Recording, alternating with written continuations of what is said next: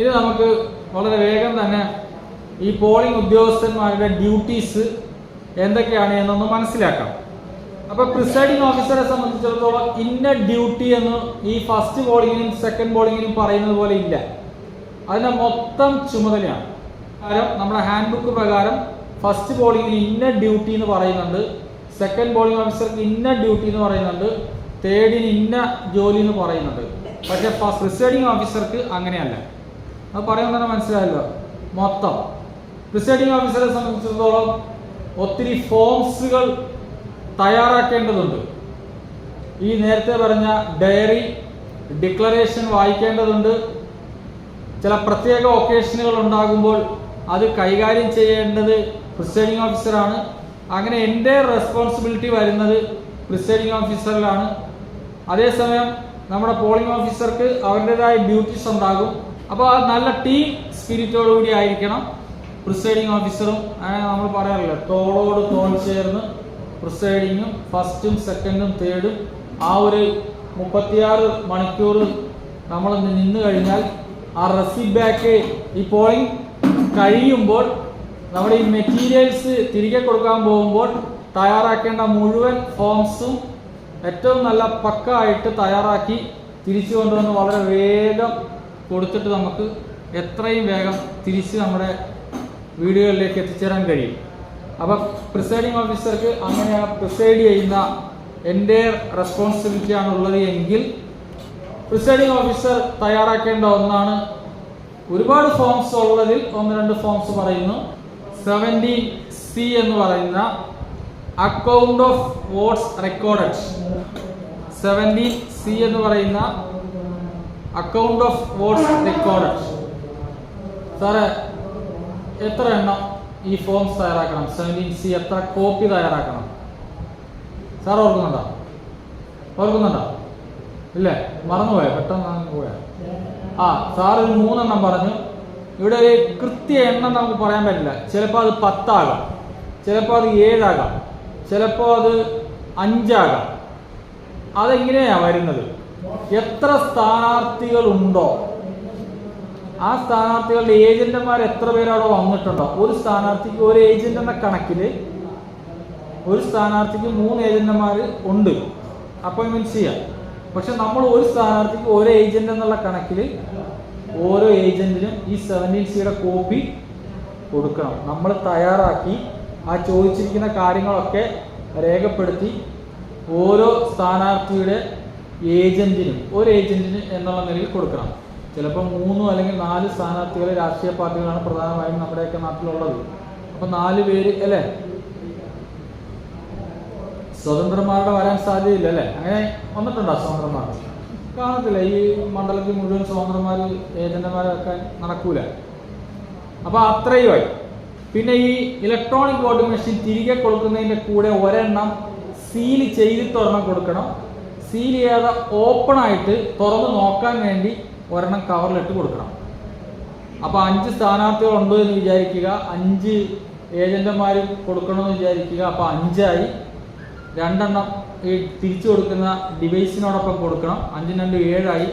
ഒരെണ്ണം പ്രിസൈഡിംഗ് ഓഫീസറുടെ പോക്കറ്റിൽ വെച്ചിരിക്കണം. അപ്പം നമ്മളിതെല്ലാം കഴിഞ്ഞ് പോകുമ്പോഴായിരിക്കും നമ്മൾ വിളിക്കുന്ന ആ ഒരു 6 8 ആണോ ആ ഒരു ഡിജിറ്റ് എഴുതിയിരിക്കുന്നത് എന്നൊക്കെ ചിലപ്പോൾ സംശയം ഉണ്ടാവും ഈ റെസിപ്റ്റ് ബാക്ക് കേന്ദ്രത്തിൽ. അങ്ങനെ എത്ര എണ്ണമാണോ അത്ര എണ്ണം അക്കോർഡിംഗ് ടു ആ സ്ഥാനാർത്ഥികളുടെ എണ്ണം. ഇനി 17Cയിൽ ഏറ്റവും മുകളിൽ ചോദിച്ചിരിക്കുന്ന പോളിംഗ് സ്റ്റേഷന്റെ നമ്പരും കൺട്രോൾ യൂണിറ്റ് നമ്പരും ബാലറ്റ് യൂണിറ്റ് നമ്പരും വിവിപാറ്റിന്റെ നമ്പറൊക്കെയാണ് ചോദിച്ചിരിക്കുന്നത്. ഇനി തൊട്ട് താഴെ 1ാമത് സീരിയൽ നമ്പർ ഇട്ടിട്ട് ചോദിക്കുന്നുണ്ട് total number of electors assign to the polling station. ആ പോളിംഗ് സ്റ്റേഷനിലേക്ക് അസൈൻ ചെയ്തിട്ടുള്ള വോട്ടർമാരുടെ എണ്ണം എത്ര? എവിടെ നിന്ന് കിട്ടും? നമ്മുടെ marked copy of elector roll അതിൽ നിന്ന് കിട്ടും. അത് എഴുതണം. എന്നിട്ട് പ്ലസ് ഇട്ടിട്ട് ക്ലാസിഫൈഡ് സർവീസ് വോട്ടേഴ്സ് എന്ന് പറഞ്ഞ് വേറൊരു ലിസ്റ്റ് ഒരു പക്ഷെ തരാം. അപ്പം പ്ലസ് ഇട്ടിട്ട് അതും കൂടി ഒന്ന് എഴുതിയേക്കാം. അത് നമുക്ക് എന്തായാലും വോട്ടേഴ്സ് ലിസ്റ്റിലുള്ളത് അത് അത്രയും ഇമ്പോർട്ടൻ്റ് ആകുന്നില്ല. ഇനി വരുന്ന കാര്യമാണ് ഇമ്പോർട്ടൻ്റ്. അടുത്ത ചോദ്യം total number of voters as entered in the register of voters 17A എന്ന് പറഞ്ഞൊരു രജിസ്റ്റർ ഉണ്ട്, അറിയാം.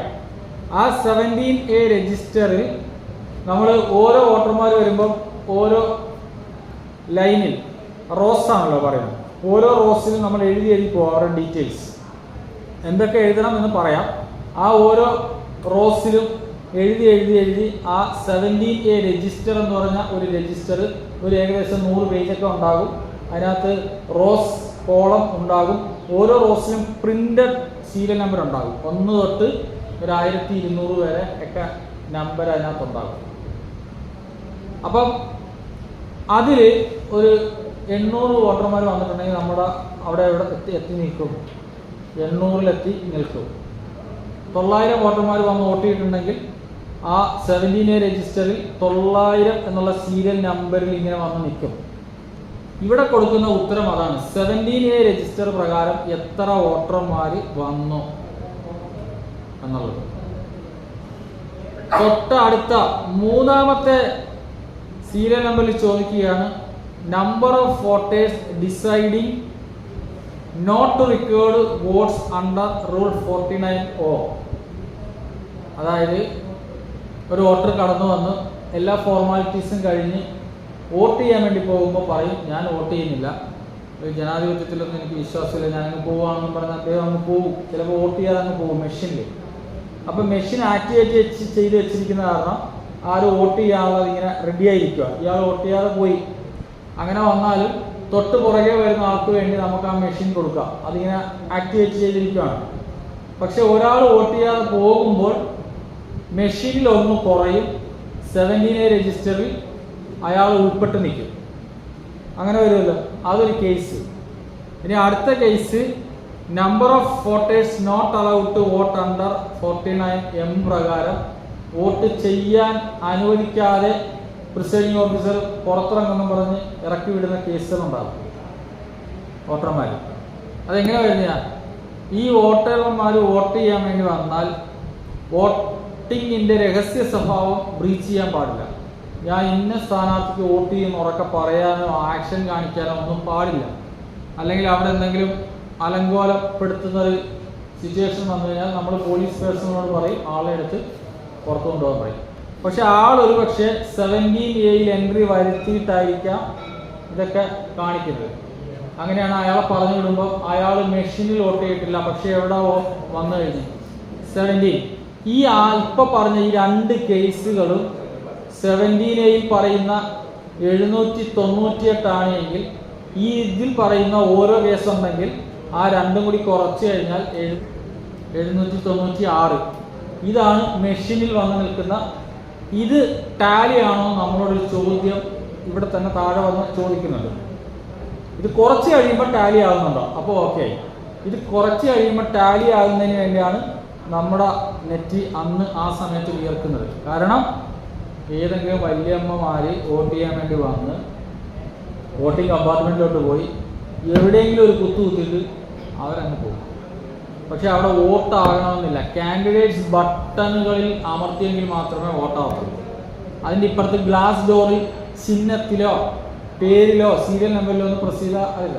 അപ്പോൾ പ്രിസൈഡിംഗ് ഓഫീസറും സ്റ്റേറ്റ് പോളിംഗ് ഓഫീസറും ഒന്ന് വാച്ച് ചെയ്യണം. ഒരു വോട്ടർ അങ്ങോട്ട് പോയി വോട്ട് ചെയ്ത് കഴിയുമ്പോൾ ബിസി ലാമ്പ് അണയും. നമ്മുടെ മുന്നിലിരിക്കുന്ന കൺട്രോൾ യൂണിറ്റിൻ്റെ സ്റ്റേറ്റ് പോളിംഗ് ഓഫീസറുടെ ടേബിളിൽ ഇരിക്കുന്ന കൺട്രോൾ യൂണിറ്റിൻ്റെ ബിസി ലാമ്പ് അണയും. അപ്പോൾ തന്നെ ഒരു ബീപ്പ് ശബ്ദം ഉണ്ടാകും. കേട്ട് പരിചയമുണ്ടല്ലോ. ആ ബീപ്പ് ശബ്ദം കേട്ട് കഴിയുമ്പോൾ ഇത് റെക്കോർഡായി. ഇത് രണ്ടും വരുന്നില്ലെങ്കിൽ എന്ത് സംഭവിച്ചിട്ടുണ്ട്? അവിടെ വോട്ടിംഗ് നടന്നിട്ടില്ല എന്നുള്ളത്. അപ്പോൾ നമ്മൾ അമ്മച്ചിയെ വിളിച്ചിട്ട് ഇങ്ങനെയാണ് വോട്ട് ചെയ്യേണ്ടതെന്നൊക്കെ പറഞ്ഞു കൊടുത്തിട്ട് നമ്മൾ മാറുക. അപ്പോൾ അവർ കറക്റ്റ് സ്ഥലത്ത് വോട്ട് ചെയ്യും. അപ്പോൾ അതായി. അപ്പോൾ അങ്ങനെയൊക്കെ പോകുമ്പോൾ ഈ കൗണ്ടിങ്ങിന് എത്ര വോട്ട് ചെയ്തു എന്നുള്ളൊരു പ്രശ്നം ഉണ്ടാകും. അപ്പോൾ അത് നമ്മൾ ശ്രദ്ധിച്ചിരുന്നു കഴിഞ്ഞാൽ ആ വിഷയം കൈകാര്യം ചെയ്യാം. പിന്നെ അതിൻ്റെ താഴെയായിട്ട് 5ാമത് പറയുന്നുണ്ട് ടെസ്റ്റ് വോട്ടിനെ കുറിച്ച് ചോദിക്കുന്നുണ്ട്. ടെസ്റ്റ് വോട്ടിനെ കുറിച്ച് ഇവിടെ ആ ക്ലാസ്സിൽ വിശദമായിട്ട് പറയും. ഒരാൾ വോട്ട് ചെയ്യാൻ വേണ്ടി വന്ന് വോട്ട് ചെയ്തിട്ട് പറയുകയാണ്, ഞാൻ വോട്ട് ചെയ്ത സ്ഥാനാർത്ഥിക്കല്ല ഇവിടെ സ്ലിപ്പ് പ്രിൻ്റ് ആയത്, അതുകൊണ്ട് പറ്റത്തില്ല, എനിക്ക് 2ാമതൊന്നും കൂടി നോക്കണമെന്ന് പറഞ്ഞാൽ അതിന് ഒരുപാട് വ്യവസ്ഥയുണ്ട്. അതിൻ്റെ ഡിക്ലറേഷൻ ഉണ്ട്. അതൊക്കെ ഒപ്പിട്ട് ഒരു ടെസ്റ്റ് നടത്താൻ വേണ്ടി അയാളെ അനുവദിക്കാം. അപ്പോഴും 17A രജിസ്റ്ററിൽ ഇയാളുടെ പേര് എഴുതിയതിൻ്റെ താഴെ വീണ്ടും ഒരു വട്ടവും കൂടി എഴുതും. അങ്ങനെ ചെയ്യുന്ന വോട്ടുകൾ നമ്മൾ കൗണ്ടിങ്ങിന് അന്ന് കുറയ്ക്കും. ഏത് സ്ഥാനാർത്ഥിക്ക് ചെയ്തെന്ന് എല്ലാവരും കൂടി നോക്കിയാണ് ചെയ്യുന്നത്.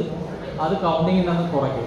അത് ഞാൻ നേരത്തെ പറഞ്ഞതിൽ നിന്ന് കുറയ്ക്കത്തില്ല, കാരണം എപ്പോഴും കൺഫ്യൂഷൻ ഉണ്ടാവും. അതുകൊണ്ട് പറയുന്നത് ഈ കാര്യങ്ങൾ. ആദ്യം പറഞ്ഞ 2 കേസുകൾ മാത്രമാണ് നമ്മൾ കുറയ്ക്കുന്നത്. ഇത് അവിടെ എഴുതിയൊക്കെ വെച്ചേക്കും. അപ്പോൾ 17C കുറിച്ചാണ് നമ്മൾ മനസ്സിലാക്കിക്കൊണ്ടിരിക്കുന്നത്. പിന്നീട് എത്ര ടെൻഡേഡ് ബാലറ്റ് പേപ്പർ കിട്ടി, അതിനെ ഉപയോഗിച്ചോ, എത്ര നമ്പർ ഉപയോഗിച്ചു, ബാക്കി എത്ര എന്നൊക്കെയുള്ള കാര്യങ്ങൾ 17C ഉണ്ടാകും. എത്ര സീലുകൾ കിട്ടി, എത്ര സീലുകൾ ഉപയോഗിച്ചു, അത്രയും 17C നമ്മൾ നോക്കിയാൽ മതി. ബാക്കിയുള്ളതൊക്കെ കൗണ്ടിങ്ങിൻ്റെ അന്ന് രേഖപ്പെടുത്താനുള്ള പാർട്ട് 2 റിസൾട്ട് എന്ന് പറയും 17C. അത് അന്നാണ് നമ്മളെല്ലാം തയ്യാറാക്കിക്കൊണ്ട് 17C കൊണ്ട് തരും. ആ 17C കൗണ്ടിങ്ങിൻ്റെ അന്ന് എടുത്തിട്ട് റിസൾട്ട് എഴുതി പോകും. അങ്ങനെയാണ് റിസൾട്ട് പ്രഖ്യാപിക്കുന്നത്. ഇനി പ്രിസൈഡിംഗ് ഓഫീസർക്ക് പ്രധാനമായിട്ടും ഉള്ള ഒരു കാര്യമാണ് തയ്യാറാക്കേണ്ടത് പ്രിസൈഡിംഗ് ഓഫീസേഴ്സ് ഡയറി. ആ ഡയറിയിൽ 1 തൊട്ട് 27ഓളം കാര്യങ്ങളിൽ ആ ചോദിക്കുന്ന ചോദ്യങ്ങൾക്ക് യെസ് ഓർ നോ ആണെങ്കിൽ ചില സ്ഥലത്ത് യെസ് ഓർ നോ, അല്ലെങ്കിൽ അതിനനുസരിച്ച് നമ്മൾ ഉത്തരം കൊടുക്കുന്നു. അതുപോലെ 7 തൊട്ട് 9 മണി വരെ എത്ര വോട്ട് ചെയ്തു, 9 തൊട്ട് 11 മണി വരെ എത്ര വോട്ട് ചെയ്തു, പ്രിസൈഡിംഗ് ഓഫീസേഴ്സ് ഡയറി. ഇനി നമുക്ക് ഇത് പ്രധാനപ്പെട്ട കേട്ടോ, ഒരുപാട് ഫോംസ് ഉണ്ട്, അതൊക്കെ നല്ല എക്സ്പീരിയൻസ് ഉള്ളവരായിട്ടുണ്ട്, അറിയാം. നമുക്ക് ഫസ്റ്റ് പോളിംഗ് ഓഫീസറുടെ ഡ്യൂട്ടിയിലേക്ക് പോകാം.